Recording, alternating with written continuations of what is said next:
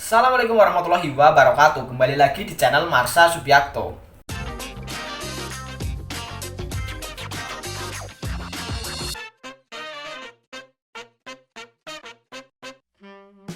Pada kesempatan kali ini kita akan kembali membahas informasi menarik. Kali ini tentunya masih berkaitan dengan calon pegawai negeri sipil. Jadi kali ini kita akan bahas 6 hal yang setidaknya harus teman-teman CPNS ketahui jika teman-teman sudah diangkat menjadi seorang CPNS. Jadi langsung saja, yang pertama tentunya adalah TMT. TMT ini adalah singkatan dari terhitung mulai tanggal. Jadi nantinya jika teman-teman sudah diangkat menjadi seorang CPNS, tentunya teman-teman akan mendapatkan SK CPNS. Dan pada SK tersebut ada yang namanya TMT atau terhitung mulai tanggal. Dan selain TMT tentunya ada data lain, yaitu data teman-teman dari mulai nama, NIP, tempat tanggal lahir dan lain sebagainya. Tapi yang penting di situ ada TMT, terhitung mulai tanggal teman-teman diangkat sebagai CPNS. Dan selain itu di situ juga tertera gaji. Jadi ada ketentuan di mana CPNS mendapatkan gaji 80% dari total gaji sesuai dengan pangkat dan golongan teman-teman. Jadi nantinya TMT ada pada SK CPNS. Kemudian selanjutnya yang kedua yang harus teman-teman ketahui adalah SPMT. Jadi SPMT adalah singkatan dari surat pernyataan melaksanakan tugas.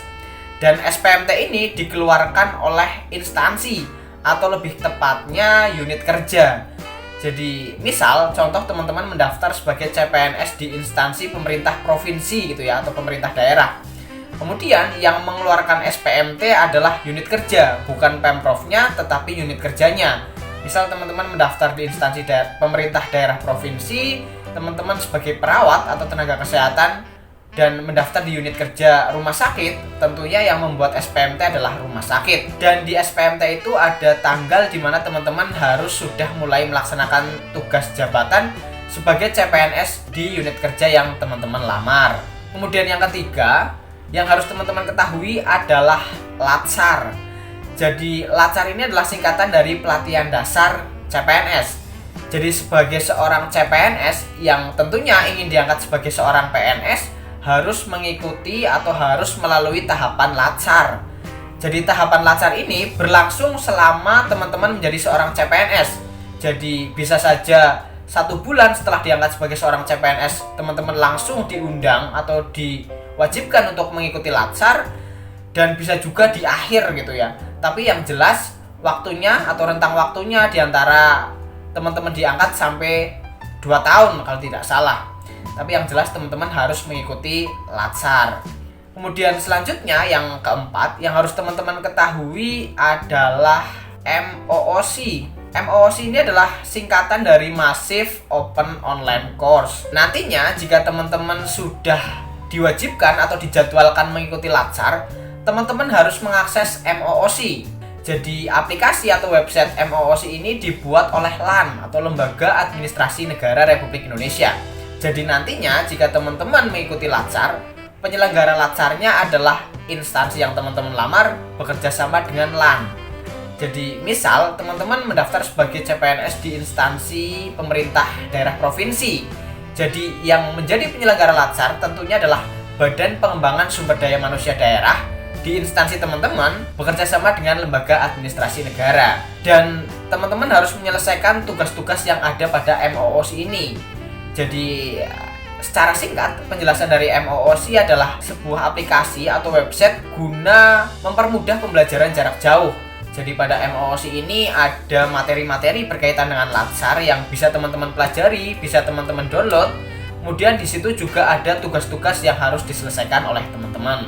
Kemudian yang kelima yang harus teman-teman ketahui yaitu STTPL atau Surat Tanda Tamat Pelatihan. Jadi nantinya jika teman-teman sudah selesai melaksanakan LATSAR, sudah melalui tahapan LATSAR secara keseluruhan, dari mulai awal pemberian materi, kemudian aktualisasi dan habituasi, kemudian presentasi terkait dengan tugas pada saat menjalankan aktualisasi dan habituasi, dan teman-teman dinyatakan lulus, nantinya teman-teman akan memperoleh STTPL atau Surat Tanda Tamat Pelatihan. Jadi dokumen ini atau surat ini sangat penting karena dokumen ini menjadi salah satu persyaratan wajib yang harus dipenuhi jika teman-teman ingin diangkat sebagai seorang PNS. Kemudian yang terakhir, yang keenam yang harus teman-teman ketahui adalah My SAPK BKN. Jadi My SAPK ini adalah sebuah aplikasi yang dibuat oleh BKN guna melakukan pemutakhiran data seorang PNS. Jadi SAPK sendiri adalah singkatan dari Sistem Aplikasi Pelayanan Kepegawaian. Jadi nantinya di SAPK ini, di My SAPK ini ada data teman-teman. Jadi teman-teman diwajibkan mengupload atau mengunggah dokumen-dokumen yang dipersyaratkan oleh BKN gitu ya. Jadi kalau tidak salah pada tahun 2021 BKN meluncurkan aplikasi My SAPK BKN guna pemutakhiran data mandiri seluruh PNS di Indonesia.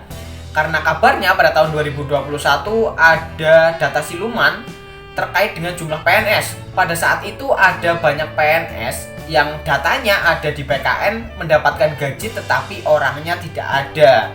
Jadi BKN mengeluarkan aplikasi ini guna memutakhirkan seluruh data PNS di Indonesia. Jadi setidaknya itu adalah 6 hal yang harus teman-teman ketahui jika teman-teman sudah diangkat menjadi seorang CPNS. Dan jika ada pertanyaan terkait dengan hal tersebut, silahkan tinggalkan di kolom komentar. Dan jika ada hal yang perlu dibahas, hal lain yang perlu dibahas terkait dengan CPNS juga silahkan tinggalkan di kolom komentar. Terima kasih, mohon maaf bila ada kesalahan. Wassalamualaikum warahmatullahi wabarakatuh.